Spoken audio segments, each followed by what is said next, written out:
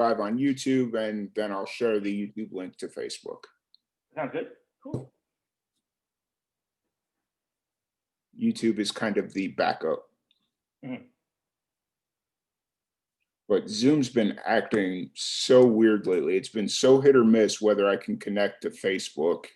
And it's like, truth be told, I hate Zoom. instead of being live on Facebook, when everything was super shut down, it was all Zoom meetings, and yeah, it's a finicky program. Yeah.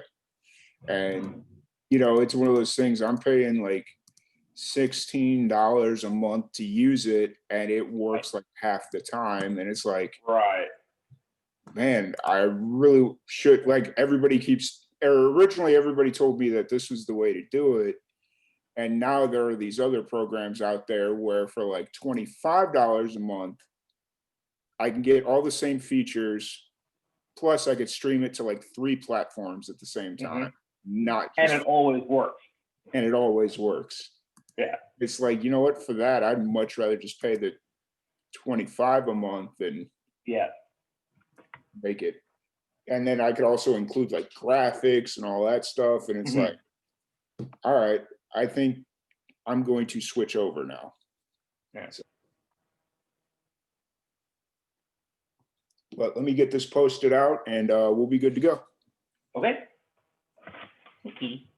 But so Maybe just joined by a couple of cats.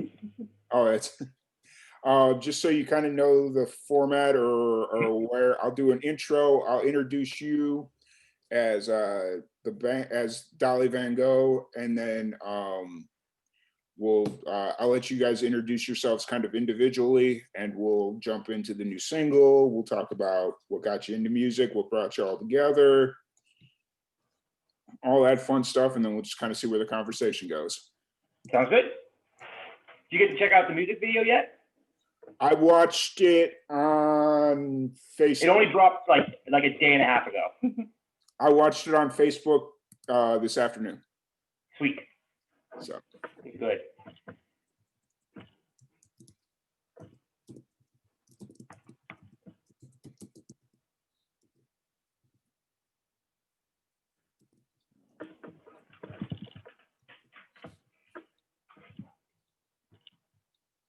But I will say, Boneyard was the perfect intro to last week's We Are live stream. Like for whatever, I always pick like the more upbeat hard rock or hard rock heavy metal songs, and it just always works. So I was really glad I took that over.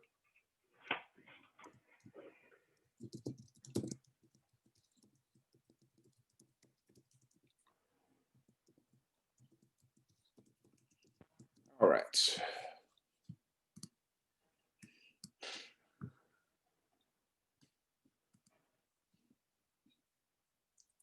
Cool. It's posted on YouTube or on Facebook. We should be live on YouTube. You should have gotten an alert, whoever runs your Facebook page.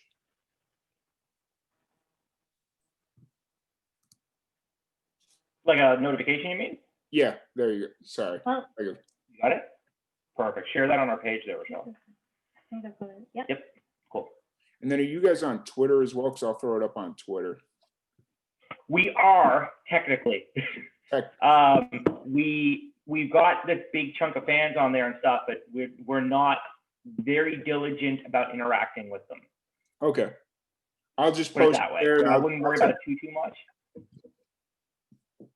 Gotcha. So you're like me. You're on there, but you just don't interact much. I got it.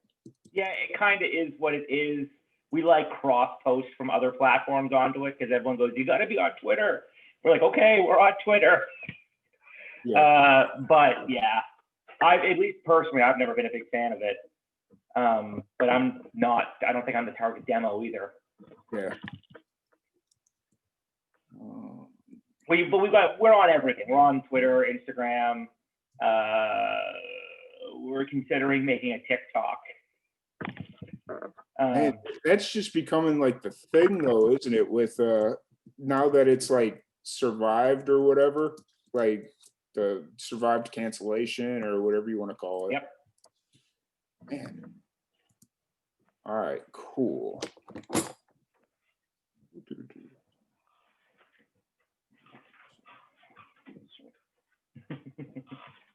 You know, oh no, you're calling me. Congrats. But yeah, it is. It's becoming a real sensation. It'll be interesting to see what happens, because I remember, I'm pretty sure Vine went this way too. I mean, they didn't have the cancellations and all that weird stuff, but yeah.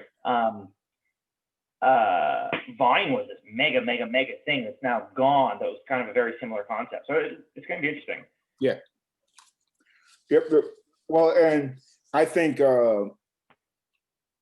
TikTok's always going to be based in its musically format. Like that's always what it's going to be. It could change its name again, and still people are going to use it like it's musically. Right. So,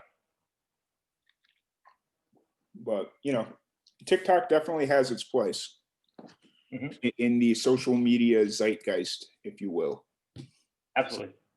But, alrighty, so we should be good to go. Okay. If you guys are ready, I will do the intro and we'll jump into it. Whenever you're ready. All right, awesome. It's so weird not to have a mic like right here. I'm almost half tempted to put the mic right in front of me. I was going to say, you could put it there anyway. It looks good. It looks good, but then people are going to know. It's like, oh, well, that mic's not on because it's got the little stupid LED. Right. Hey, it's not doing anything. So, all right, cool. Welcome, everybody, to another live and amplified livecast. I'm your host, Tom Quiet, and we're back at it again with another amazing podcast. Today, we have a very special guest. We have Dali Van Gogh. How's it going today, guys? Good. Thanks for having us. Absolutely. Thank you so much for sticking with me. We had some interface issues. We had some microphone issues. We had all kinds of fun issues that come with the live streams, but you guys hung in there, so I really appreciate that. But before we jump too deep into everything, I want to thank you all for coming in, hanging out. Let's kind of get a little bit of a background on y'all, kind of an origin story. Who are you, like, individually? Let's kind of take that opportunity to introduce yourselves individually and what got you into music. Sure. I mean, it's funny because you got the two people who actually have the longest history in the band, even though Rochelle's kind of been in for a couple of years. I mean, do you want to start, Rochelle, with talk about yours? Mine's a little bit more complicated. My name's Rochelle, and I play the keyboard in the band. I also do some vocals as well. Got me into music. I started playing classical piano when I was 5, and then when I was 15, I kind of veered away from that. I went to started focusing on vocals and went to school for that eventually. Isaac and I had a band, I guess you could call it a band, in high school. In high school, yeah, and nothing really came of that, nothing at all actually. And so that broke up. I went off to school. I went to study music, and Isaac continued working on a band, and yeah. I mean, that's the gist of it.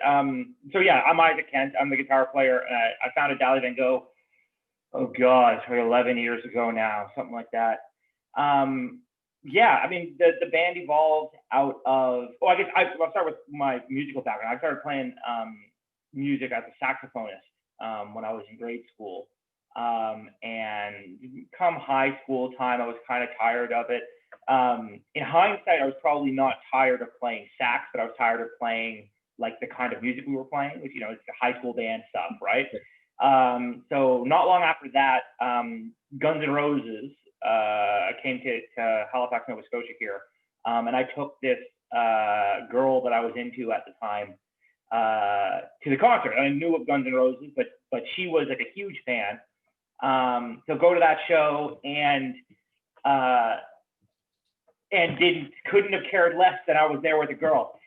Ended up just absolutely glued to everything that was going on. And this was like the people call it the Axel and Friends lineup, right?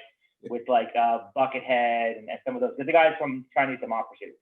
But still, I mean, I was a 17-year-old who never, I've been to concerts, but I think the biggest thing I've been to was maybe Bryan Adams. Nothing like this, like nothing with pyro, giant guitars, and all this kind of stuff. And like, so the next day I get back from this thing, didn't sleep a lick, go to school, come back home and go, Dad, you got to buy me a guitar. Yeah. Like, you have to buy me a guitar. You don't understand. You need to buy me a guitar. Yeah. And so by that Christmas, which was a few months later, he got me the guitar, and it kind of all went from there. I mean, I immediately went about trying to make a band. I didn't know how to play anything. I didn't, because it wasn't about just being a guitar player. That wasn't what I wanted. I wanted to be in a band. I wanted to get up on stage. I wanted to do that, right? And so, I had these little kind of groups of people who would hang out at school. Hey, Luna. Who were kind of music geeks. And then right out of high school, Rochelle and I got together and started a band called 8 Days to Saturday. Well, I was still in high school. You were, oh yeah, sorry, you were younger. So Rochelle was still in high school. That was kind of like a alt pop thing. It was weird. I don't even know what you would But call we it. recorded a song. We won like a talent type competition that included recording time at a studio in Halifax. We recorded that. So like we actually had and put it out. We have an actual release, which was totally bizarre, especially in hindsight. But anyways, yeah, Rochelle went off to school, and myself and my then bass player wanted to keep going with music. And we already, even without Rochelle going to school, we were already kind of probably not going to make it. Again, we didn't want to do the kind of poppy thing. We wanted to get into hard rock. We wanted to play metal. We wanted to play Metallica. Guns N' Roses, AC/DC, whatever. And that band was doing, cutesy pop songs. What's some of the stuff we used to cover? We did like ukulele covers and things like that. We didn't really do much, really, honestly. Yeah, there wasn't a whole lot. I'm making it sound like it's bigger than it was, but it's from that band that kind of evolved into what became Dali Van Gogh. During that time. At that young age, even though it wasn't really that big of a thing, it probably was the biggest thing, especially if It mattered because it was the first group that I could call an actual band. Yeah. Like we got together on the regular, we performed in front of people, we recorded a song, like it was an actual band. But more importantly is during that time, I was writing a lot of the material that became the early Dali Van Gogh records. Yeah. Some of it I couldn't even play. I was writing it on like guitar tab programs and stuff. And then kind of learning it as I went. So Dali Van Gogh kind of evolved, gone through various lineups and things over the years. The more recent stuff, there's kind of like a Mark I and Mark II for the band. Mark I is that band that evolved directly out of 8 Days to Saturday and kind of was around up until about 2014. In 2014, we ended up going on hiatus. We had a falling out with our singer at the time. And couldn't find someone to replace them. And at that point, we'd been going, what we thought was pretty hard. Again, compared to what we do now, it's not. But for a few years, everyone was tired. People had lives. Two of the members of the band had kids. So it was, life happens, right? Yeah. So we took a break. And then a year later, my house and recording studio burned to the ground. Oh, wow. It was brutal. Yeah. It was crazy. But it was a wake-up call to kind of get things going again for me. I had during that period I started an indie record label. Was working in the studio, working with a bunch of different bands, and I still do that. I recorded a new single for one of them just the other day. A band who I was working with back then. It's funny because it's been years, but that kind of woke me up to, is this what I want to do? Am I happy just doing the kind of recording thing, or do I want to get back kind of playing on stage and writing these songs? And on top of that, you go through a loss like a house fire. Luckily, there was nobody died or anything like that. Myself and my then girlfriend, we had to jump out our second story window to get out of the house. into a snowbank. So that was kind of traumatic, but didn't know how to process anything.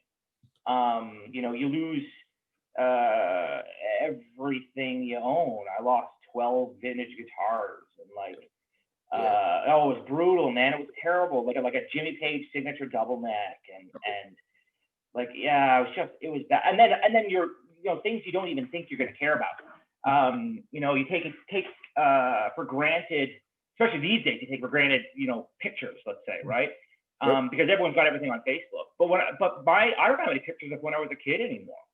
Oh, wow. Yeah. They're gone. They're gone. My mother's got some, but my pictures and my photo albums and stuff and pictures of me with my friends, gone, totally gone. And when I was younger, I didn't think I'd care about that. Now it would be kind of nice to have. I could talk to if I'm talking to my band about, this song's inspired by that guy I went to high school with. It'd be nice to be able to go, hey, this is him. Yeah. Right. And tell you that I'm not making this person up. He's actually a lunatic. Right. Yeah. But anyway, so got the band going again in late 2015, early 2016. And then since then, it's kind of been that I call that Mark II, basically, sort of like, Deep Purple Mark II. Yeah. But it's because I checked with the previous guys from the band. No one was really wanted to come back. People had moved on and stuff. So other than myself, it was a totally new group of people. And at that time, we also made the decision to add keyboards, which had not been a previously part of the band's sound. Yeah. So fast forward to now, and then Rochelle's here on keyboards. So 10 years later, after everything that has gone on, Rochelle's back in the band. I just joined. It's almost 2 years ago. I joined, actually. Pretty close. I joined January of 2019. Yep. Oh, wow. Just as we were recording Under Her Spell. She joined at such a time that she didn't even have time to do the keyboards. I'd already done them. Yeah, I just came in and I just had to do some backing vocals and stuff. Yep. So it was easy for me to record. Totally. My big part was already done. But so for you, I mean, this single that we got out now and the songs that are coming up is the first stuff that you were really hearing involved in the writing. Yeah. And you played the keyboards and you got a prominent vocal part and things like that. Which is very cool. That's one of the things, with any band at any level, here and there people come and go. It may sound like a weird statement, but this is the first song that we've put out that everyone who was involved in creating the song is in the band by the time the song came out. Nice. Which I know that seems really strange, but it's actually true. Just because of life and everything that goes on, there's usually somebody who had a part in creating XYZ tune that had to leave the band for some reason, or we've had co-writers and things from outside of the band. Yep. But this one is, I don't know, special, at least to me, it's like that. I think it probably is for everybody. Yeah, because it's one of those things, like, especially in like a small town. I've experienced this a few times where it's like you have a group of like metal bands or hard rock bands, and every member of every band has played with each other in each other's bands. Like, it's just like this rotating cast of characters, of musicians. Totally. And it's just like that here at Halifax. It really is. It's hilarious. Especially for whatever reason within the metal community. Yeah. It's a huge thing. Everyone kind of rotates. The guys in Blackmore are all from like 100 other bands. Yeah. And the fact that you were able to keep your band together long enough to record, release, and record and release music. Yeah. That's awesome. It's great. You could probably thank the pandemic for that, because we couldn't get together enough to hate each other.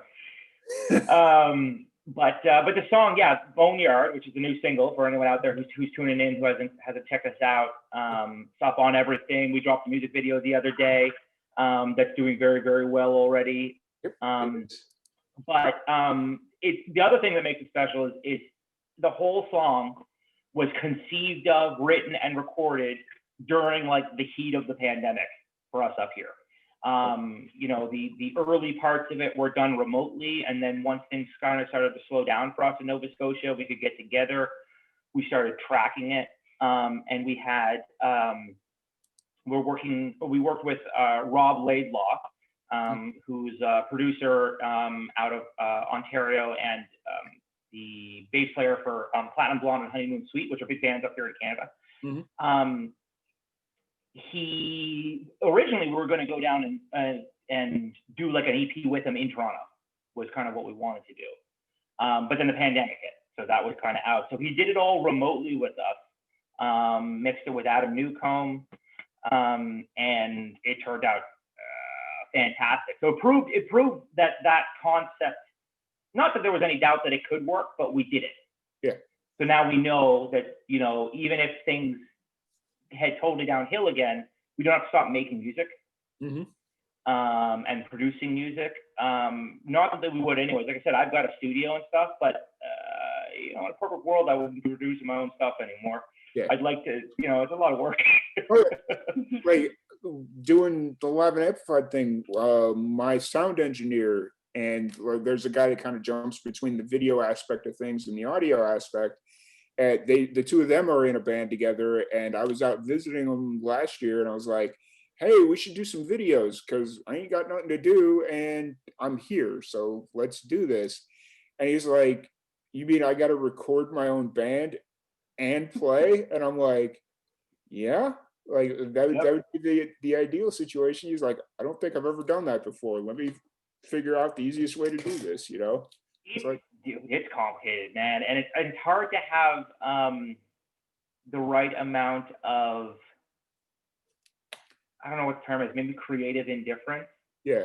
It's nice to have an outside opinion on stuff, right? It's how you get a little bit too close to it and you go, oh yeah, you know, let's say it's with video, you know, oh yeah, we look like rock stars, when really you look like goofballs, but nobody's telling you, right? So yeah, it's funny for sure. Yeah. And like the even crazier thing is he's the drummer, so it wasn't just easy. It wasn't like easy for him to get out from behind the thing. It was like if he was a guitar player, he could just like walk over and hit record or not hit record. Right. He's got to get out from the backstage, out behind his drum kit, climb over everything. God. Brutal. Yeah. So it was brutal. Like, sorry, dude, but you guys have been asking, so let's do it. Make it work. Because I'm not going to record this stuff. I could barely do solo acoustic stuff. So imagine if I tried to add a drum kit plus a bass and 2 electric guitars. It ain't going to happen. Sorry. So for sure. But the music video you mentioned doing very well. I just looked at the stats. It's got 28,000 views, I believe. Nice, something like that. Yeah. Yeah, I haven't checked it for a few hours, but it's ballooning like crazy. Yeah. And that's strictly something pandemic that during the pandemic you recorded that or filmed? Yeah, we did the video. When did we shoot that? August. In August.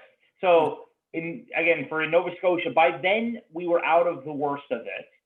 And again, lucky enough, cross your fingers, we're doing pretty well right now. But we were still out, you know, everyone had to wear masks and all that kind of thing. But we went up to, there's an old military radar base, buried deep in the woods out here in Enfield, Nova Scotia. Not that anyone's going to know where that is because it's friggin' nowhere.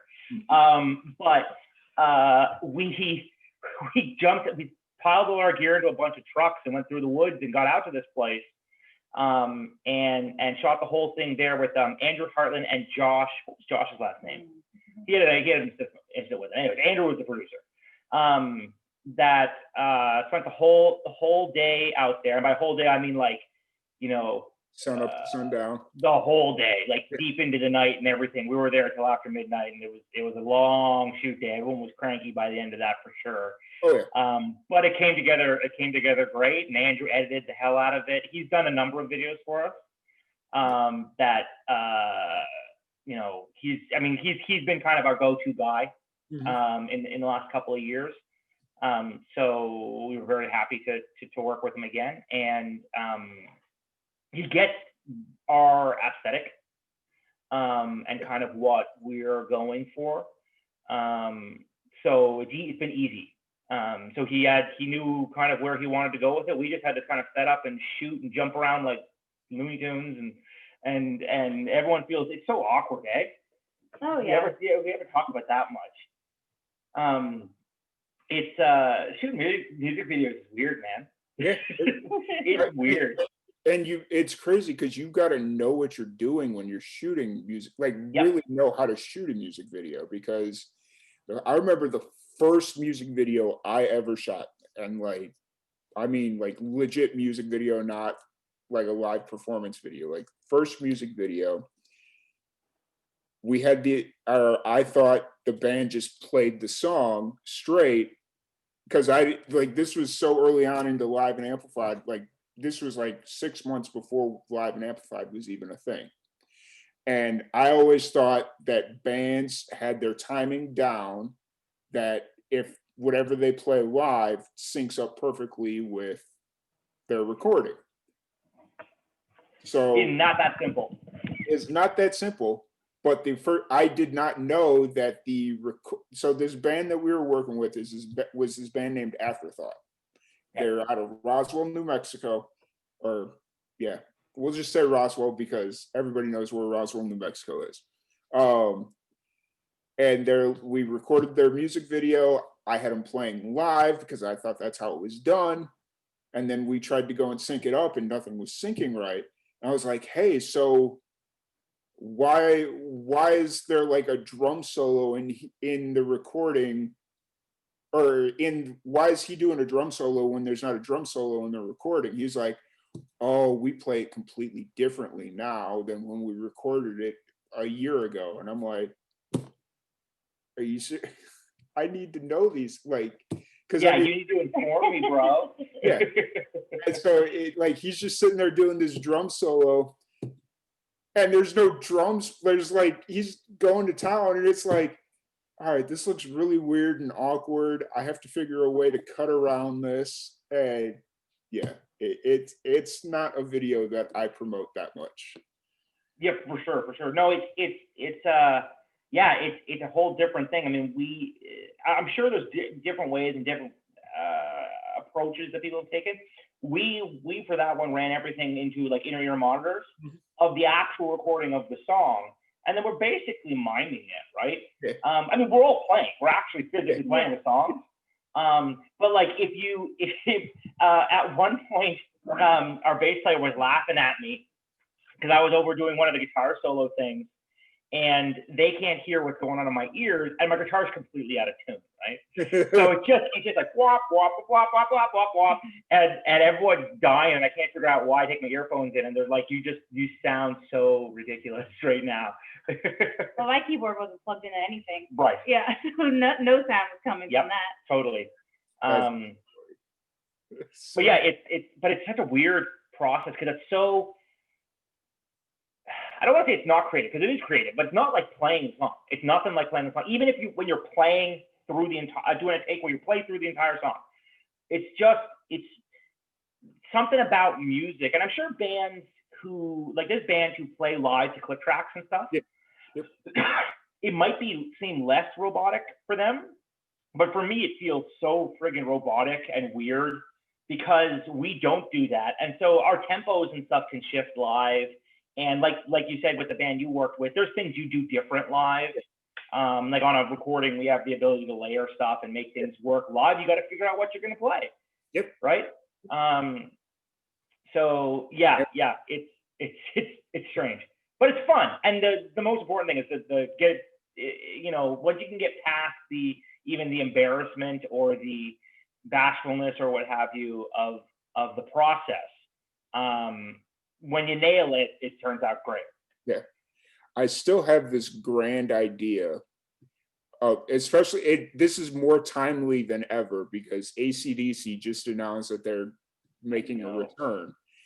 I want to recreate the Thunderstruck video? Yeah, the Thunderstruck video. Except instead of AC/DC, have like one of the all-female cover bands do it. Cool. So, Nice. So like Hell's Bells, or there's another one out there that does it.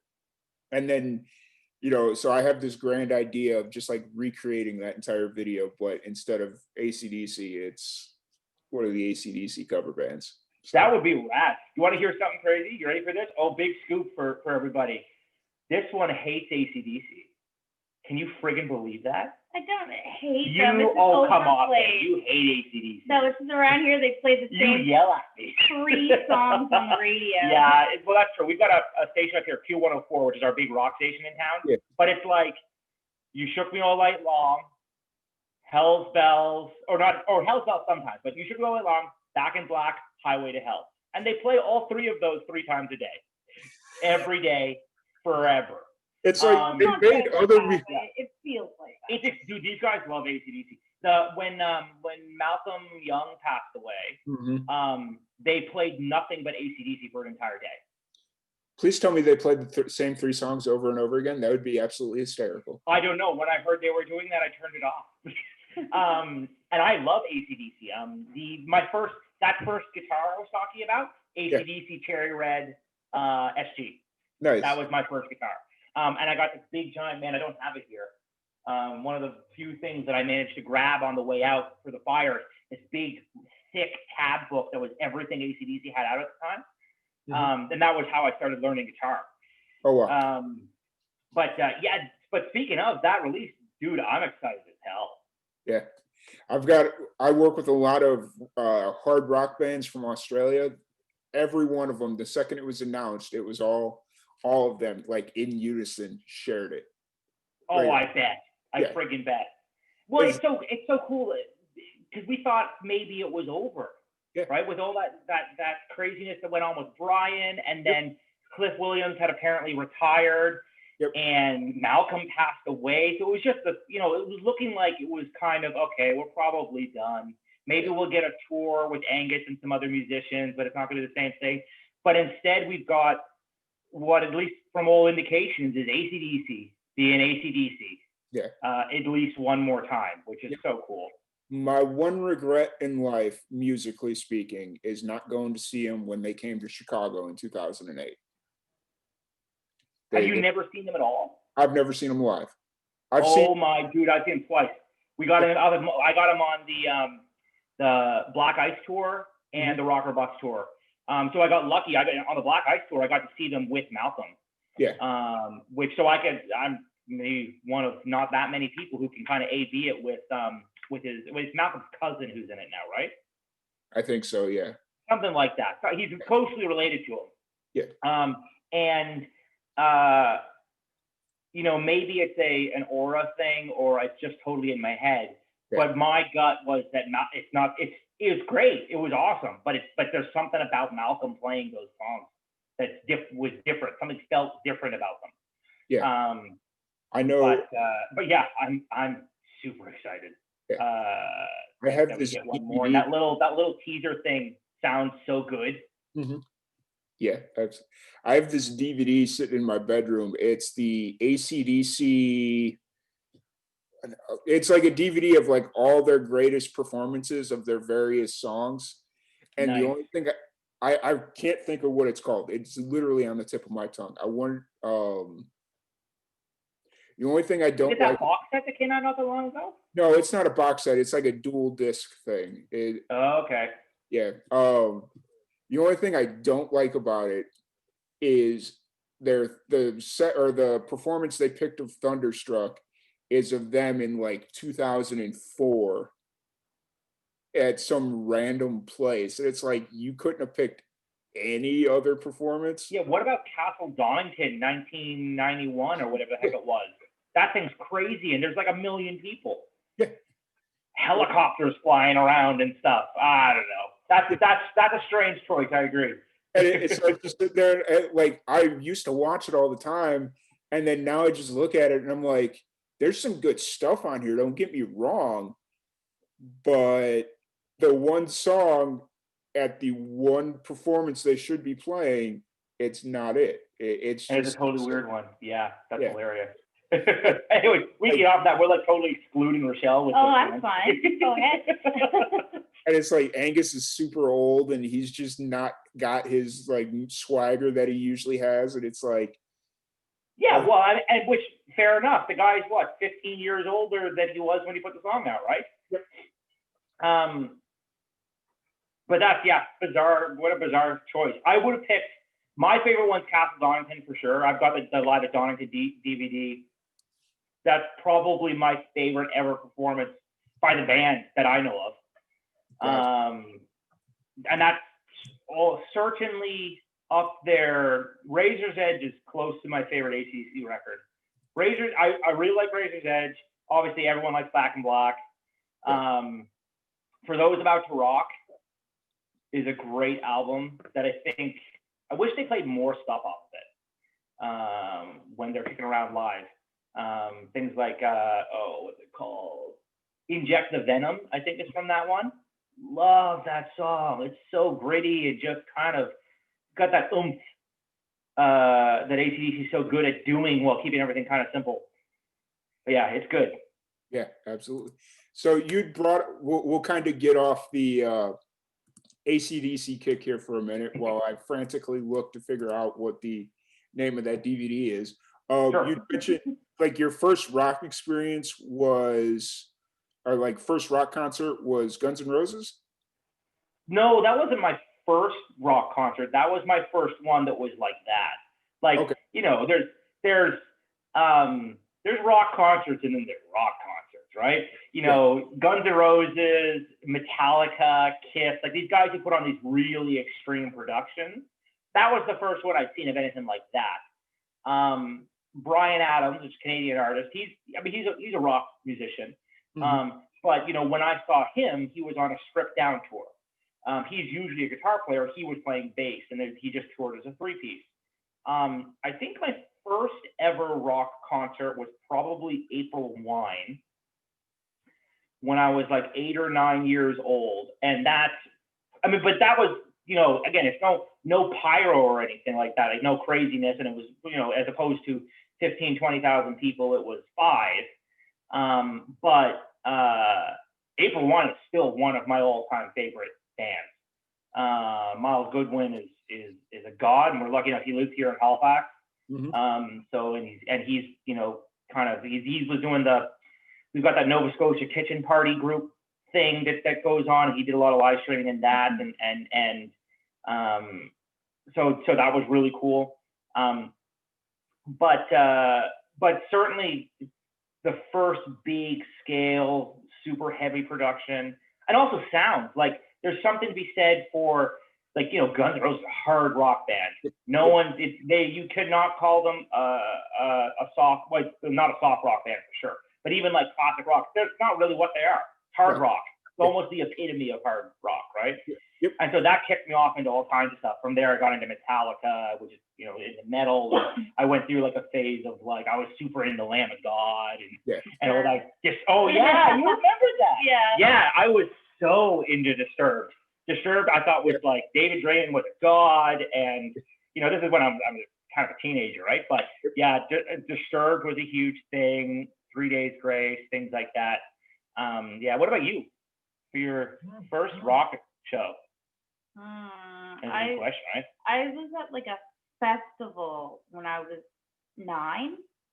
Okay. But it was like with my parents and my sister. That was Big Sugar played there, Live played there, and Great Big Sea played there. So that was my first like concert. Big rock, but it's rock. But it's rock. Yeah, for sure. Whoops. Oh, sorry, Luna. I just about killed my cat. Don't do that. Nope, she's leaving. Okay. See, I was super lame as a kid. I never really got to go to concerts. Mm-hmm. So I got a job and had money, and it didn't matter, you know. So my first concert wasn't until 2009. Okay. I went to. So what was that then? It was Metallica Death Magnetic Tour. Well, you could do worse than that. Yeah. Dude, I have never gotten to see Metallica live. They came to Halifax. I saw them. I know, and at the time I didn't have the money. Yeah. So I didn't go, but I really wish I did. The reason that I'm so happy that was my first concert, so it was, Metallica was the obviously the main act, but they also had Machine Head was the featured act, and then this band called The Sword was like the opener. Okay. And hey, do you say Sword? Yeah. Dude, I know Sword. Oh, really? I freaking love Sword. Sword's awesome. Yeah, it was a big influence on From Ashes for us. For real. If we're talking about the same band. Hold on. Or is it Let Sword me or look up their stuff. Sword? Yeah, Sword, like they're like a proggy. All I remember about them, this would have been in 2009. They did only instrumentals. They didn't have a lead singer at the time or something, but I remember them only doing instrumentals. And this one guy tried to start a circle pit, but nobody was having it. And they're like, he was trying to start this circle pit, and everybody was just like, "Get the fuck out of here! Like you're." Yeah. Please leave me alone now. Yeah. That's hilarious. I will have to, because I have them. I follow them on Facebook. So after this, I'll send you the link on Facebook, and we can. Sure. Yeah. I mean, double check, dude. I swear. Yeah. Sword. My drummer during kind of that first record turned me on to them. Yeah. And again, if we're talking about the same band, like they're like prog power metal, like they're just friggin'. There were a lot of what we wanted to be at the time. Yep. Yeah, super cool band for sure. But I remember the atmosphere was so electric, and everybody was so hyped that we all went it like we were all crammed in the United Center, not the United Center. Where the fuck were they playing? Sears Center. They were playing at the Sears Center, and the Sears Center isn't that big of a venue for a metal show. So we're all crammed in there. It's like me and my four buddies. We're all like, this is the dead January Chicago winter, so we're all wearing sweatshirts and winter coats, and like we're just nutted or booted up because it's like -6 degrees outside. Right. We get in there, there's nowhere to, like, if you whatever you're wearing, you can't take it off. Right. It is so hot in there. We all, after 4 hours of just raging and rocking, we go outside. It is -6 degrees. We all take off every ounce of clothing we have down to like just a wife beater, and the snow is falling and melting on us, like just melting. Amazing. Wow. And we're just all like, yo, it's like 2 a.m. Nobody's going to bed because we're all just like so amped. You're too amped up. Yeah. Absolutely. Yeah. We did like that after, I mean, going to a concert, one thing, but our own shows, I can't sleep afterwards. I'm too hyped up, especially if it's like, you know, there's different length shows, right? Sometimes we've got a really good relationship with the Canadian military.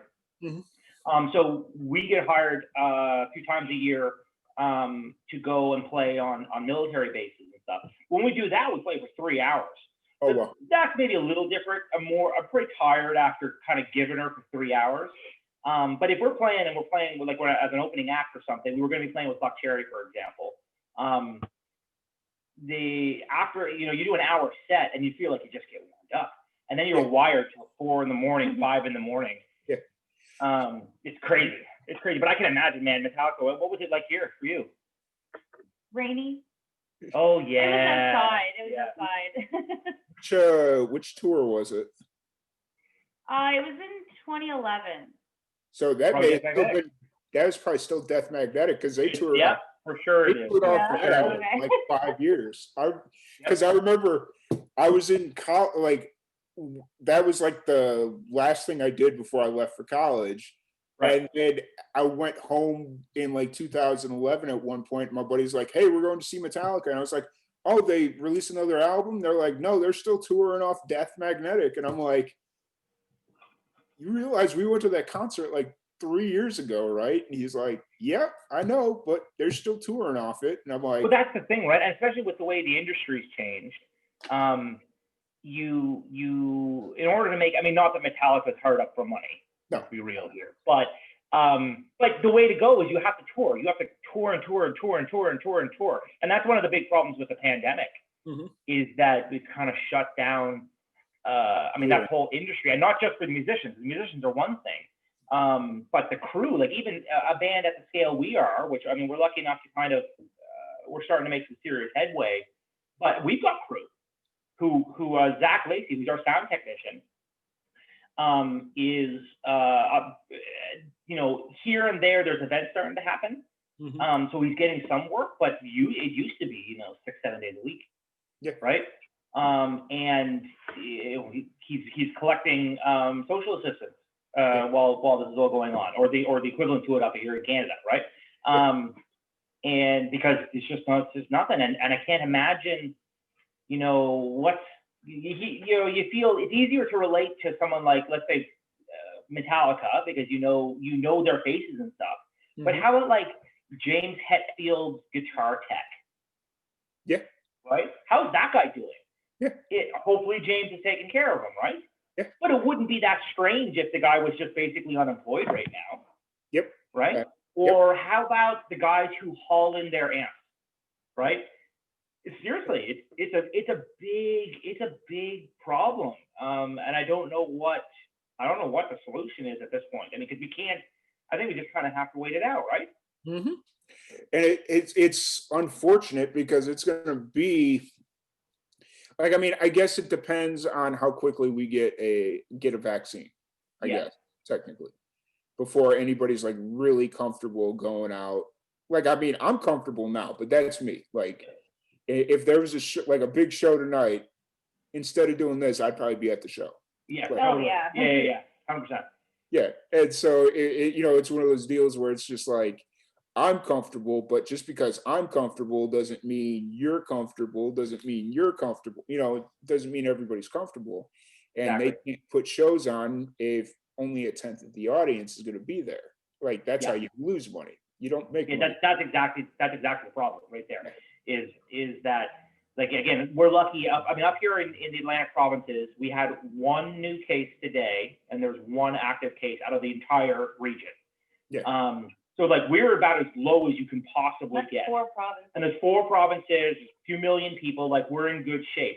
But even then, the issue isn't just how active the pandemic is; it's people's fear of everything that's going on, right? And like you said, if you don't, these shows don't work unless they're sellout shows or near sellout shows. It's too expensive to put on, right? Correct. So yeah, it's going to be an interesting next couple of years. I won't pray and hope we get the vaccine soon. Yeah, for sure. I've kind of told my guys, look, we got to plan on like a year. We got to figure out what to do over the next year. Like, because I mean, the last 6 months, we've grown so, like, I went back and looked at our stats back in March, the day we went into lockdown, and the previous 6 months to this 6 months, and we've tripled, like, the amount of attention, just tripled. And it's like, okay, if we double down and do that for another year, imagine where we'll be. That's the thing, and that's kind of, we've taken that attitude, is we've, what used to just be kind of getting together and rehearsing and stuff has changed to every single jam now starts with kind of a meeting and about, okay, so here's where we're at, here's the situation. We do have some shows coming up, so here are the shows, etc. But the main part of the discussion is, so what do we do? How do we keep the ball rolling? Because we're in a similar situation that things have kind of ballooned up for us, especially with the single and thing. That's really recent, but even in the months leading up to that. And we're trying to make the best of it, because when else are you going to have the opportunity to just focus on your online presence, for example, right? Where you don't have to, there's at no point do you have to get distracted because you're going on the road for a month, right? Yep. And you don't have the time to just be sitting there, pounding out these emails or whatever. But that's what we're doing now. So like myself and our drummer, who was going to be here tonight but couldn't make it due to some other stuff. We every single hour, we're not at like a day job.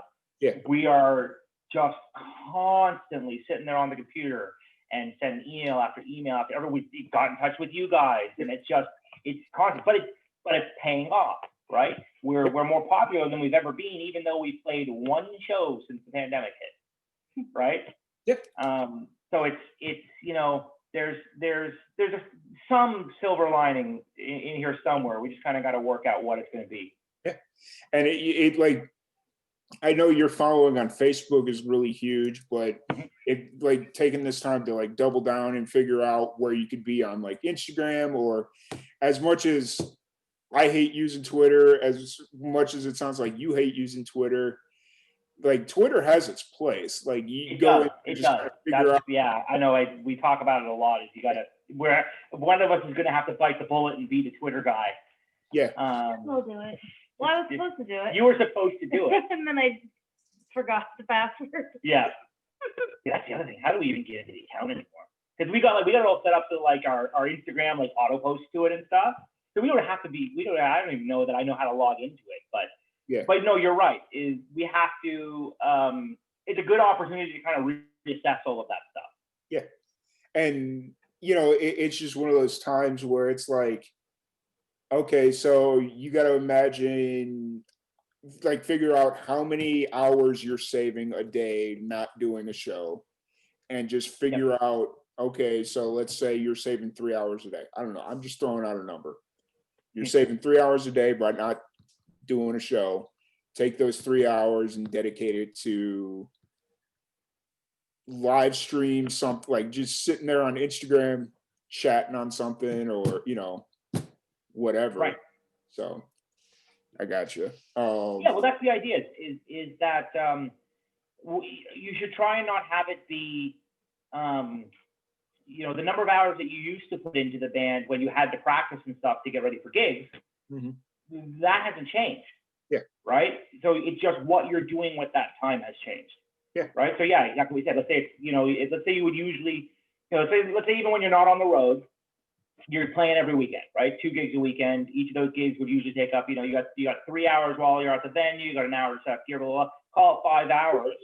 In those 5 hours, you should be doing something to work on the music, right? And I mean, what we do at least. I mean, if fans out there are looking for a formula or something, and not that we have the magic formula or anything, but we just kind of went out and assigned roles to everybody, right? So, for example, when the single was coming up, Johnny, our drummer, he handled the actual submission for the playlist process, right? And getting in touch with all these guys. Rochelle was getting all the contact information. So we kind of created like a conveyor belt, right? So that everyone had something that they were working on that all kind of fed into the final goal, right? It's not always fun, right? Because a lot of this is kind of grindy legwork, but it's worth it, and especially right now when the industry is not in such a super good place, so the options of who you might be able to work with and stuff might be limited, right? Who might be able to take some of those things off your hands. We're lucky enough, just recently actually, we just signed with Eric Alper, who you may or may not know down in the States, but he's a huge name up here. He's a 16-time Juno winner. So Junos are like our equivalent to the Grammys. Okay. Well, not being the same thing. The Grammys are better. Yeah. I'd rather win a Grammy, but in any case, but it's the Canadian Music Awards. And so he's won 16 Junos for PR campaigns. So he's doing one for us now. So it's like, Johnny managed to find this guy on the internet. Somehow Johnny managed to directly get in touch with this guy, and we talked to him on the phone. And this guy's some mega name. He's working with Elton John right now, right? Wow. Like he's like not frigging around. Mm-hmm. And he's working with us now. So it's like, that's great, but that's an exception to the rule at this point, right? And maybe, for all I know, maybe it's an exception in both directions. Maybe the only reason he wants to work with us is because there's not as much happening. Yeah. Right? Could be. Yeah. But we're going to take as much advantage of it as we can. Yeah, absolutely. It's just one of those things. Like right now, you could almost have anyone's attention. Like, because we're all like, I mean, unless you're like just running a business, everybody's doing pretty much the same thing or stuck in one place, and there's only so much they can do. Like the fact that bands or just like business people in general aren't reaching out to, like, just creating a list of 100 people they want to work with and just reaching out to them, be like, you know, and not in like a spammy thing, but just kind of like, hey, this is what I do. If you ever need anything, love to help you. You know, like whatever it is. And you're probably going to get 99 no's, but there's that one person that's going to say yes. You hit the nail on the head there. And the idea is to be genuine, right? Yeah, don't spam them and all this kind of stuff. Yeah. But and that's what Johnny's really great at, eh? Oh yeah. Is he just goes and gets on the phone with these, somehow manages to get on the phone with them or gets their email address or whatever. He's just like, hey, listen, I'm in a band and we need professionals to get behind us and stuff. And like you said, 99 times say no, but one out of that thing, it only takes one, right? Yeah. And we got lucky. We got this Eric Alper guy who's gonna do it. Yeah. That's how I got. So yeah, if you need a success story, there it is. Yeah. Right. That's how I got Foghat on my podcast. Totally. Yeah. I got Foghat. I emailed his Roger Earl, the drummer for Foghat. I emailed his wife back in March or April, like, hey, here's my story. Here's what I'm doing. Would love to have you on the podcast, or have Roger on the podcast. And she's like, let me talk to him and see if we can get something figured out.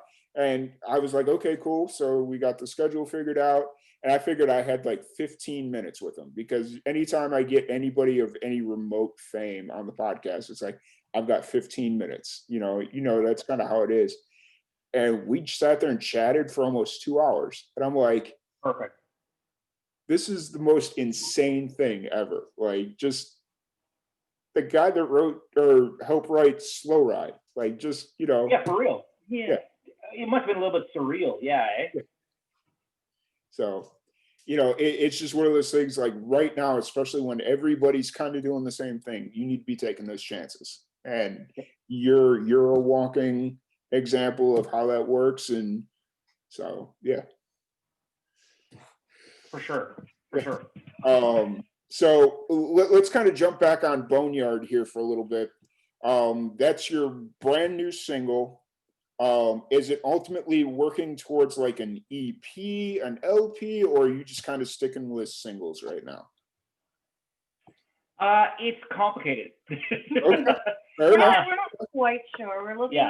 We're kind of looking to do an EP, but at the same time, we're using this time to really just try to get the best material that we can. Mm-hmm. So we're not worrying about deadlines or anything like that. We're not like, oh my gosh, we have to have like this amount of songs by this time, have it recorded, we're kind of, that's kind of also a good thing about the pandemic is, everything is slowed down. So we're just, we're still working hard, but we're not rushing it. Yeah, we're also working smart. Yeah. I mean, again, to kind of agree with Rochelle there. Originally, the plan was certainly to do an EP with Rob, but that's not an option because we can't get to Toronto. And that would have been more rushed anyways, because it would have been, for sure, flown out there and then only had a certain amount of time to do it. Yeah, well, and Boneyard wouldn't have happened. Exactly. Because Boneyard happened organically. It wasn't even the song we were going to do with Rob. We'd already sent him the demos of another song. And then I just recorded the track. We recorded everything, and we were ready to get it off to him. And then we came into jam, and I brought in the guitar riff and stuff, and everyone was like, "Oh no, this is probably the tune, man." And I was like, "Really?" And then John wrote these lyrics, and it just exploded from there. We do have something that's tying it all together. On our website, if you go to the homepage, dalivangoghmusic.com, one of the first things you run into, there's like a digital book on there called The Testimony. It's a novel that I'm writing with some help from our singer. It's mostly been me so far, but he's got a bunch of ideas for some future stuff for it. That's rolling out in pieces. So I publish a few pages every week. And it's kind of this journal of a survivor of some kind. It's pretty vague on purpose, because we're using this book to tie all the songs together.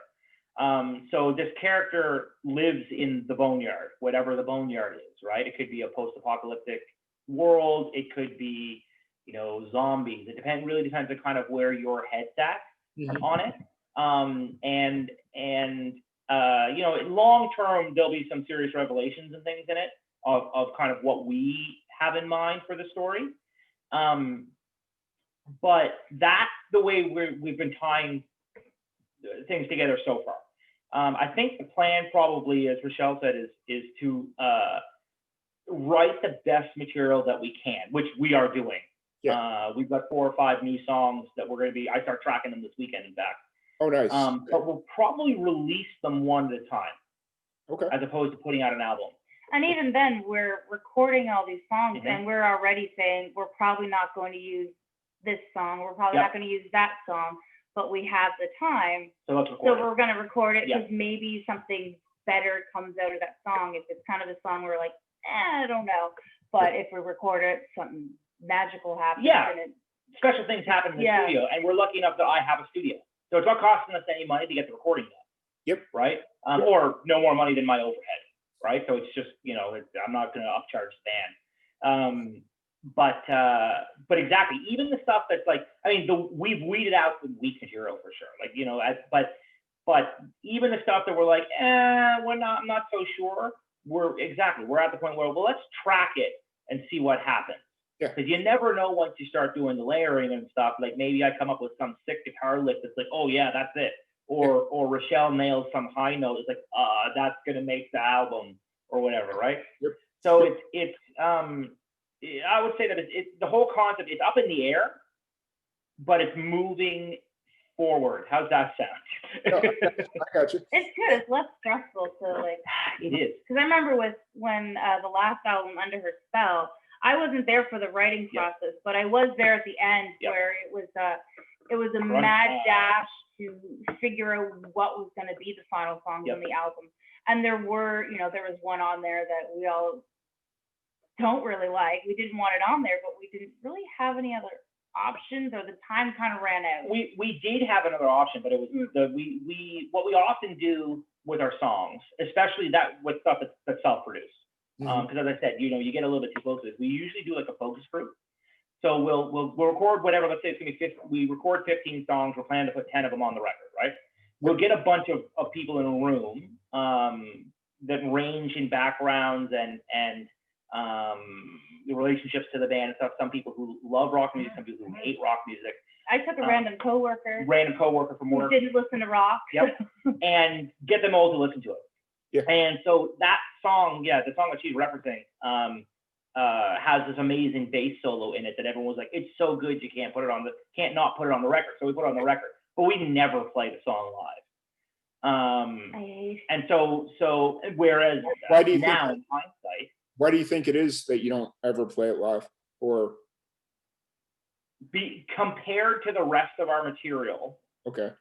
The only thing that's good about that song, in my opinion, is the bass solo. Okay. Gotcha. So it's that. Now that's it. It's not that we would never. If our fan base had connected with it and been like, hey, listen, you gotta play that song. Mm-hmm. Of course we would play it. But it hasn't happened. Yeah. Right. So it's like, you know, it's one of our lowest songs on Spotify, etc. Like it's just an obvious. To me, if there was a misstep on the record, it's that song. Yeah. I would have just cut it, and I think it would have been a better record. Yeah. But anyway, it doesn't matter.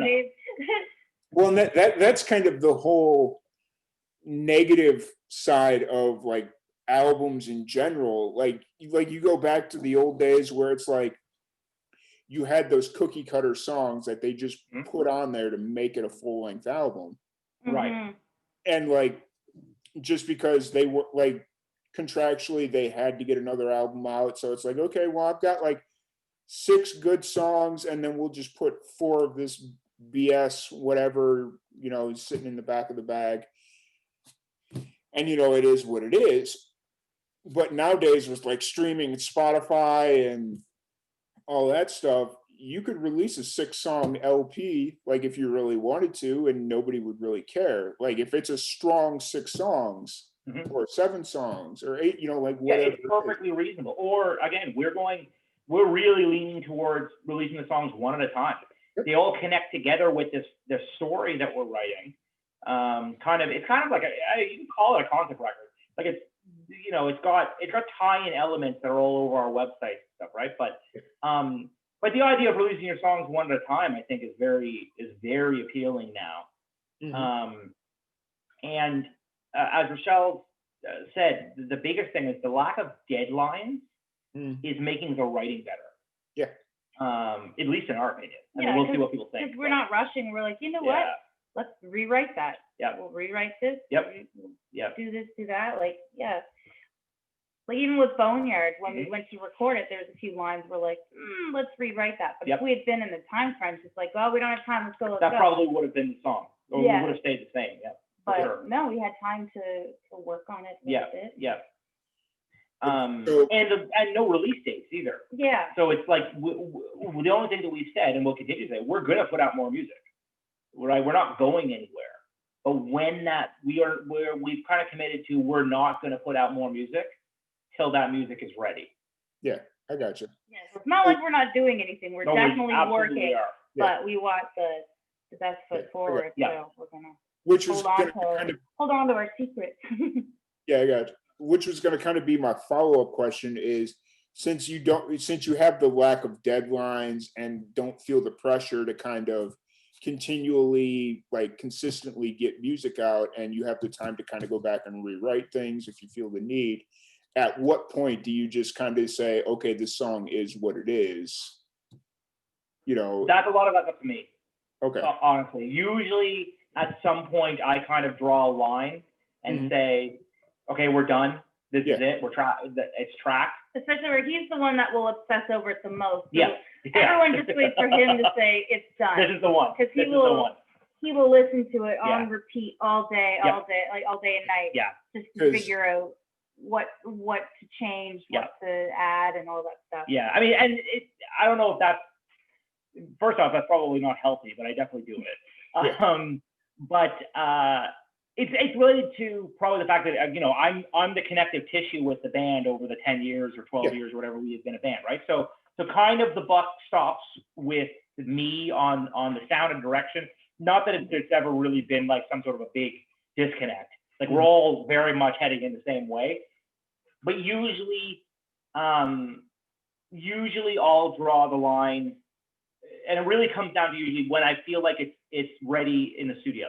Because so, for example, we've got these 4 songs that we're going to start tracking this weekend. That I'm not tracking them because I feel that they're already ready to go. Yeah. I'm tracking them because I'm aware that stuff happens in the studio as well that might change the songs, right? And it's a lot easier to like mess around with structure and things once you're in the studio. So it's an ongoing creative process, but usually I can tell when we're ready to go. Okay. Like Boneyard was, for us, it came together so quickly. It was obvious that A, this was the song. B, the melodies go like this. We added that outro thing onto it, which made a huge difference. And it just, once it was ready, it was ready. So I don't really have a specific criteria to meet or anything. Yeah. But you could probably say that it's I'll draw the line when it's a song that I would, if I were not in this band, and were some Joe Blow, it's a song that I would want to listen to. Yeah, I got you. Right? Yeah. Well, and the reason I bring that up is because I've worked with a few different bands that are so nitpicky about certain things. Like we were recording a band back when we first started doing like live and amplified. We were doing like the live recordings and all that stuff. There was a band that we worked with. They were in the middle of performing this was like their last song. It was their oldest song. They're like, okay, we've been playing this song for the last 15 years together. It should be one take and we'll be out. Okay, cool, perfect. We've already been recording for 3 hours. It took them 17 takes and it all came down to the last note. And instead of, oh, we fucked it up on the first time, we're ending on this note the next time, they just kept fucking it up. And couldn't figure out what the last note was going to be that they were going to end Jesus. on. And it's like, Brutal. we'll just cut that out. Like, I don't get, like, this is 17 takes. You're wasting our time at this point. Absolutely. And yeah. Oh, but I feel your pain there. I mean, I've been in studio with guys who record, re-record. That's not really what we're saying. I certainly, like, Rochelle gets the brunt of it sometimes, but with me listening to it on repeat. But I'm a lot less nitpicky than you might think. It's usually not things like that are what I'm honing in on, because I'm a big fan of live takes, and rock music has mistakes in it and all this kind of stuff. Like, and I'm not a go in and fix every little mistake guy at all. More so, it's more general stuff and feel, and like even things like harmonic overtones. Like sometimes I'll be like, this is cool, but it feels a little flat. I need to put another guitar in there that's playing an octave up, or what have you. It's things like that are usually what it is. More big creative ideas as opposed to nitpicking little things. Little things I'll let fly, and that, because that's part of what makes music cool, is that things are different. For example, in a live setting, and I've always said that a recording isn't the final word on a song. This is a snapshot of what the song is at the time that you recorded it, right? Yep. And this is actually a really great one, because Rochelle's the person who's singing on it. On our website, if you go over to our story, there's a section on there called 10 Years of Heavy Living. So Heavy Living was the first song I wrote that was like a Dali theme, that has been re-recorded like 11, 12, 13 times over the years at various qualities, right? Studio quality, demos, live recordings, whatever. Yeah. When we got to the 10-year anniversary of that, and Rochelle had just recorded her version of it, which was our new big studio version of it. And we did that on the fly too. We did. I didn't even know the song when I recorded it. But we put them all up on the website. And it's a great kind of example of that, because you can hear the song evolving over the years, right? If you go from version 1 to the newest one, version 10 or 11 or whatever it is, they're not even recognizable. But if you go one to the next, you can see how it kind of changes over time, right? So it was kind of a cool experiment compiling all of that stuff. I've been tried to be really diligent over the years in backing up data and making sure I have copies of every version of songs and all this kind of stuff. Because you never know, right? Hopefully someday we become big rock stars. We're putting out weird box sets, and then people are eating up the like weird B tapes and stuff. Didn't Metallica do something like that? Didn't they release like a garage tape or something like that? Yeah, they did exactly that. It's the Garage Day stuff, which is just these old versions of these songs and stuff. Yeah. But it's really cool. Yeah. To hear the genesis of them, and again, some of them are barely recognized. The only thing that you can tell is that, oh, that guitar riff's the same, right? Yeah. Everything else is totally different, because again, stuff changes, not just over time. Stuff changes in the studio. You rewrite the lyrics, you change the arrangement, especially with Metallica. Oh. Like you watch these documentaries on them making records and stuff. It's crazy. Yeah. Lars is so obsessive over his drums, and he's like he'll do a take, and then he'll do like 5 more takes that all have a slightly different drum fill, and then he'll be A-B'ing them all to figure out what the heck, which one he likes better. I'm like, they all sound the same. They're all the same drum fill. when I hear it, I don't get it, but okay. No, we don't obsess too much. Why don't you obsess over your drumsticks next? Why don't you change your drumsticks and see what happens? Right. Okay. Yeah, exactly. But so you'd mentioned something earlier, and we kind of glossed over it, just kind of like flew right by it.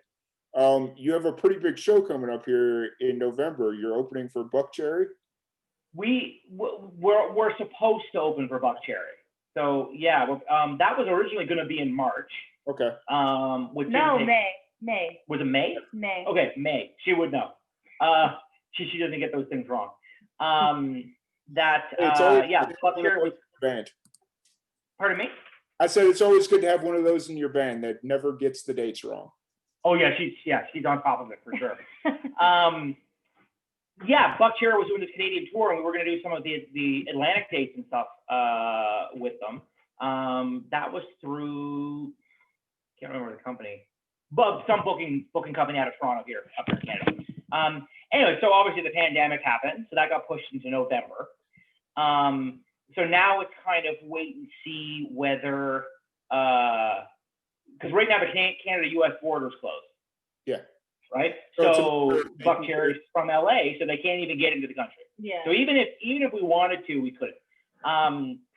What we've heard from Buck Cherry's camp is that 100% they're doing the tour at some point.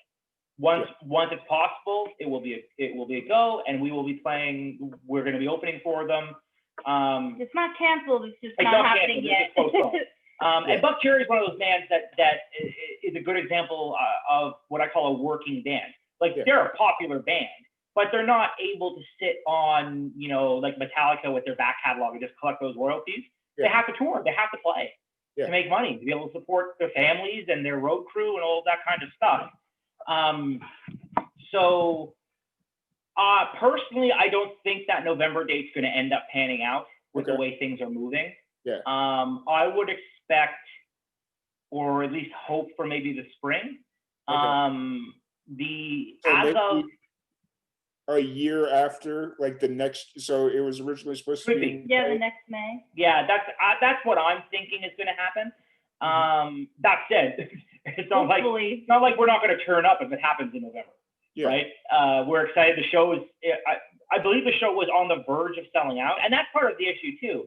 Like you said, you got to get X number of people into that room in order to make the show viable. And right now, with the way the laws are and stuff, we can't get enough in. Even there's far more tickets sold than there is available capacity to get them into the venue now. Wow. With this reduced capacity thing, so they'd have to do 2 shows, 3 shows. That messes with your tour schedule. Like it's hard to make it work. So I think we're more likely to see it happen once some of the stuff slows down, or we get a vaccine, or at least there's a better handle on even a better understanding of how community transmission happens. Yeah. And whether, because it's not, they all say, this stuff spreads in big crowds. Fair enough. I am inclined to believe the scientists, but we haven't had a lot of big crowds to test that. Yeah. Right. They did an experiment in Europe not that long ago with the first big festival, and there was no transmission. So maybe our understanding of it is not right. Yeah. So as time goes on, hopefully things will get figured out. Yeah. But we do have a couple other big shows coming up as well. You've got October 16, we're doing a big release event, kind of celebration party after all this stuff for the single here in Halifax. That's pretty much sold out at this point. If it's not already sold out, it's right on the cusp. Mm-hmm. More applicable to kind of your viewers, we're all over the place. We're doing a live stream at the end of October 30th. Okay. We're doing we hooked up with a company called SSI Audio out of Moncton, New Brunswick, that does these big international, high budget, high production live streams. I think they have some association with Canadian Broadcasting Corporation. But that's going to be viewable from anyone, anywhere. And it's been something that we've talked about a lot, which is we can't tour, so how do we get in front of people who aren't here? Because, again, within Atlantic Canada, we're starting to be able to have shows, but we got fans all over the place, right? Mm-hmm. We got piles of fans in the United States. We got humongous fan base in Brazil. We've discovered that we've got this big fan base in Germany because of the singles blowing up in Germany, right? We can't get in front of all those people. So what do we do? Well, we have to do a live stream. Yeah. So that's going to be happening October 30th. Details will be going up on our Facebook and our website and stuff shortly. With how you kind of get into it. There's going to be it's going to be set up with like big TV screens where we're producing it, where we're going to be able to see your live chat. So we're going to be able to interact with the people all over the world and stuff, which is kind of exciting for us. So that's one of the big missing components. It's one thing to go and set up a camera and perform on Facebook, but it's not the same thing as being that direct connection with people. So at least this is a step in the right way. The biggest show that we have coming up is it's the name of it's very long, but it's called the Alexander Keith Socially Distanced Music Festival. Yeah, I know, right? I don't know how that happened, but it's the name. So, and we're on the event, so I have to, my official stance is that I support the name. Yep. But Alexander Keith's is a very prominent beer brand from here in Nova Scotia. Anyways, it's the event's bordering on an experiment with the Canadian government and stuff. It's the first music festival happening since the pandemic happened in the country, as far as I can tell. Certainly in the Atlantic provinces. I think so, yeah.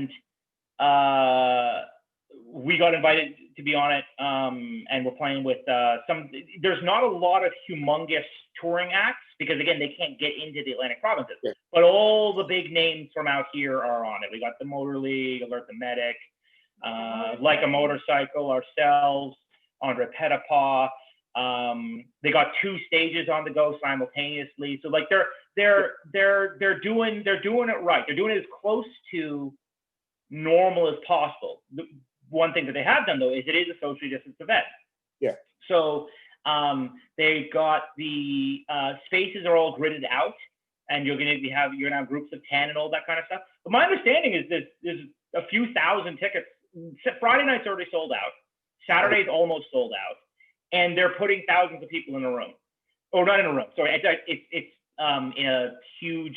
It's an outdoor kind of event. They've got this ginormous tent. They call it a tent. Yeah. It looks like it's something you have to build, but it's a heated structure. So because up here in November it's going to be cold, but it's a heated structure that everyone will be able to kind of go in and have a good time. So that's the biggest thing that we have coming up. But the thing too to note about that, what makes that, like, it's not just going to be business as usual. No. Festival wise, you can't buy individual tickets. Nope. You have to buy them in groups. And yep. I remember, I think I read that the groups of 2 are almost sold out. Groups of 2 are sold out both days. Sorry. Yep. So like then, okay, you can buy a group of 4 because everyone's going to be separated. I believe tables. Are there tables? That's unclear. Oh, okay. They were doing tables on both stages. I think there's now only tables at one of the stages. Oh, okay. But either way, people are going to be separated to the area, so it's not going to be like just a huge crowd of people intermingling and stuff. It's going to. Same with our show coming up October 16th. Yeah, that one's at tables, and we managed to hook up with Monty Show Bar here in town. It's one of the better venues here. That they've been really great, really supportive, and helping us figuring out what the seating plan is and making sure that we get as many people in the door as we possibly can, while keeping everybody safe. Right? Because that's the thing. We don't want to risk anybody's health, right? And even with things going so well here, you don't know. Right. So we're trying to be responsible while still getting up there and putting on a crazy rock show. That's kind of the goal. I got you. No, that's what I was going to say for the Buck Cherry show. If you guys wanted to get like super crazy, do it outside. See what happens. Do it outside. Well, that's the thing, right? But even then, they still got a distance. Yeah, there's still here, but we've got. We have to talk with the city about it. Like the problem is that there's some little disconnect between our various levels of government. Like our federal government's got one set of rules, and then our provincial government's got another set of rules, and then our city has some rules that may or may not reflect what either of those two do, right? And that's part of the problem. Yeah, I know, right? It's part of the problem with all of this is that it's kind of a big confusing situation that a lot of people don't know what to do. And we're always asking, what's the rule now? Yeah, it's not always clear. What the rule is and how to, no problem. And how to govern ourselves while not breaking the rules. But I'm sure that's being discussed, the Buck Cherry going outside. Again, part of the problem is you have to look at the time of year, because here, if it's November. May's good. If it's going to be in May, but November, there'll be snow on the ground. When even May, it's still hit or miss, because my birthday is May 31st. Right. So I remember several birthdays that we had to cancel or reschedule because I was doing something outside. Yep. And because it was still so cold outside. Yeah, it's not a given. It's 100% not a given. Yeah. Right. I mean, if only we lived in California or something, right? So it'll come down to when they're coming here. here's the other thing too, is I'm sure they have their own concerns, right? As far as I know, that the band's they've all got families and stuff, and they don't want to bring something back with them either, right?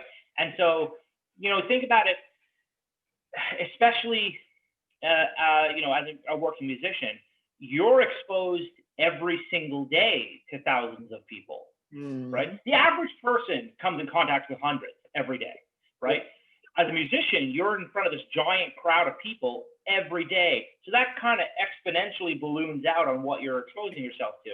And it's funny because it's not something that, prior to the pandemic, anyone ever really thought about, right? But it's probably something that's worth considering, even moving forward after this is all figured out. I'm not one of these, here and there you hear people talking about, we'll never get shows back and things like that. I don't believe that for a second, and I wouldn't endorse that idea. No. But I think I think it's good that we're having the conversations. Yep. And that we're thinking about more than just how many people can we cram into a room and make as much money as possible. That we're thinking about people's safety. Because even not just with a pandemic, like some of these big festivals, you get people, they have heat stroke, or there's people who've been trampled to death and things. Like there's legitimate concerns that it's probably worth figuring out a way to do these events while mitigating some of them, right? Yeah. Yep. Very true. I was at a festival. So, okay.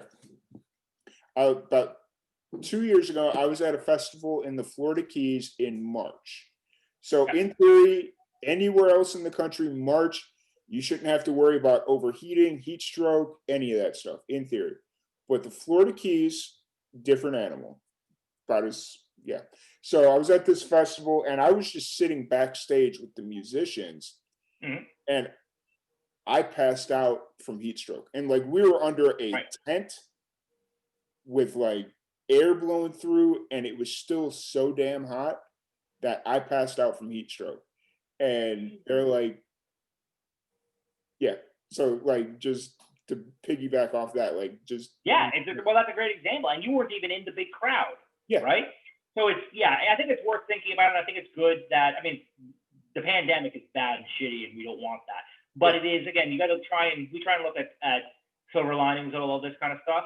It's creating some conversations that we wouldn't have had otherwise. Yep, absolutely. Which I think are good for sure. Yeah, absolutely. But I don't want to keep you too much longer because it is Friday night, even if it is in the middle of a pandemic, So what's you're getting ready to track new music this weekend? Yeah. Are you just doing vocals, or what's the plan for the weekend as far as this weekend's drums? We're at the very beginning of the process. Yeah. Okay. We got the bed tracks are done, the kind of demo stuff that we're going to track along to. Drums this weekend, maybe bass, depending on how far we get into it.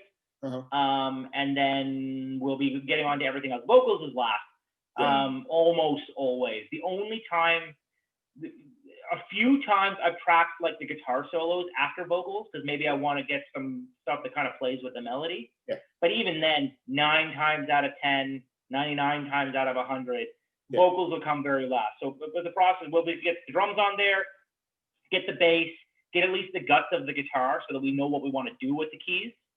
Because we treat the keys very much like the rhythm guitar section, honestly. And try to make them really complementary to each other. Yeah. So sometimes we'll do the keys, and then I have to go back and I change guitar stuff. And I'm like, okay, this thing I was doing on the guitar sounds better on a keyboard, or better in strings, or what have you. But get those on there, and then guitar solos and any extra percussion or effects and things like that, and then vocals. And part of that is also the vocal process is a lot longer. It's I can play my guitar for hours and hours and hours and hours and hours and be okay, right? Not going to hurt myself or anything like that. You can't say the same thing about a vocal take. Correct. You can, singers like ours, again, we do 3-hour shows, but that is not the same thing as John, go sing this line 10 times, 10 different ways so that we can see what we like, right? And then do that for every single part of a song. and John's talked about this a lot of times actually in some of the interviews that he's done. Performing is a marathon. Recording is a series of sprints. It's go really intense for a take and then stop, and then intense for a take and stop. You're not even making it the length of a song usually, right? Yep. So even staying warmed up can become a problem. So vocals, and on top of that, vocals is so important to all of the music that if nothing else, the vocals have got to be right and have got to sound good. So you don't want to force it. So the second that I have any indication that John or Rochelle or like I do backing vocals and stuff too, that we're getting tired, you just stop and you come back. And again, that's one of the nice things about how we're doing it now, is that there have been times where when you've got a deadline, not that I'm unhappy with any of the vocal takes or anything, but I'm sure it is entirely possible that maybe some of them I would have wanted to redo if I didn't know that I had to put the record out in 2 months or something, right? Mm-hmm. So it's nice to have that freedom at the moment, for sure. Yeah, absolutely. So first off, I want to thank you all so much for giving us the time to sit down and chat. I really appreciate it. Sure. Where can everybody find you online, find all your new music? It's everywhere. Yeah. I mean, the best place to go, DaliVanGoghmusic.com. From there, you can reach all of our social media. But if you look up Dali Van Gogh, we're on Facebook, we're on Twitter, we're on Instagram, we're on Spotify, we're on YouTube, we're on everything that we can possibly think of. As I said earlier, we're thinking about getting a TikTok. So if you guys want us to do a TikTok, comment it below, and if you get enough of them, maybe we'll go make the damn thing. Start learning those dances. Yeah, start doing the do. It's like your music sync placement on TikTok. That would be.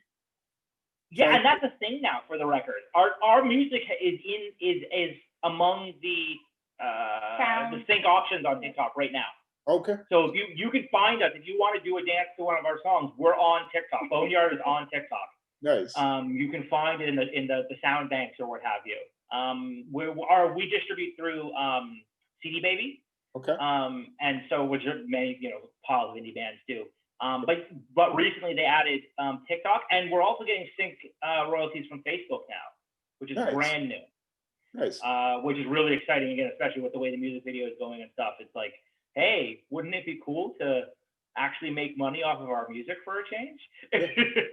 I got to try and figure out how to work with Facebook so that I could take our We Are live stream back to Facebook, because they passed that new law where if you do anything that's like a musical experience, they can go. Yeah, that's the issue. Music videos and things like that are fine. Mm-hmm. But things like your We Are live stream, which I love, I tune in all the time to it. Yeah. I don't know how that works now. I was thinking about that earlier today. That's hard to figure out. Yeah. So I wish you all the best and good luck. Yeah, for sure. Honestly, I'm contemplating even from YouTube switching over to Twitch, because Twitch has got like this huge music. Seriously though, that would make a lot of sense. I agree. Yeah, I endorse that idea for sure. Yes. And to circle back to something we talked about at the beginning of the podcast, the name of the AC/DC compilation DVD is Plug Me In. Plug Me In? Okay, cool. Yeah, Plug Me In. And the I will have to look it up for sure. Yeah. The Thunderstruck performance was from 2003 in Circus Krone, Munich. That's so random. I know it is. I was just sitting here. I was like, oh, they have the set list down here too, and I'm like, yep, I knew it had to be like 2003, 4, somewhere in that ballpark. So they couldn't have done like Rock and Rio. Yeah. Or something for that one. Like it's arguably their biggest song. Yeah. And they just picked. I mean, not that Munich's a small town or something, but you know what I'm saying. Yeah. It's not Rock and Rio. It's not Monsters of Rock. It's not Donington. Yeah. Right. It's not Coachella. It's not like one of their iconic shows. It's like and like just kind of quickly looking at this, it's like they've got, I think, one song from Donington on there, and so it's like, why couldn't it just put more? Yeah, I mean, I could make a case that if you're wanting to do their best takes, takes of songs, you could just put the Donington DVD there. Yeah.